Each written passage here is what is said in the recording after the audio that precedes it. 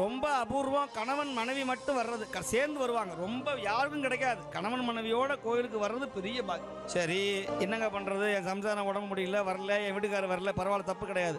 ஆனா கணவனோட மனைவியோட பிள்ளைங்க சேர்ந்து வராங்க பாருங்க, அது அதை விட பெரிய புண்ணியம். இல்ல வித்தியாசமா இருக்கும், விதிவிலக்கா இருக்கும். அம்மாவும் வராது, அப்பாவும் வராது, பிள்ளைங்க மட்டும் கோயிலுக்கு வரும். இவங்கெல்லாம் போன ஜென்மத்துல புண்ணியம் பண்ணவங்க. அப்பா குடிகாரனா இருப்பான், இல்ல கடவுளே இல்லைன்பா, அம்மா கோயிலுக்கே வராது, டிவிலேயே உட்காந்துருக்கோம். ஆனா புள்ள சிவபூஜை பண்ணுவான் பாரு.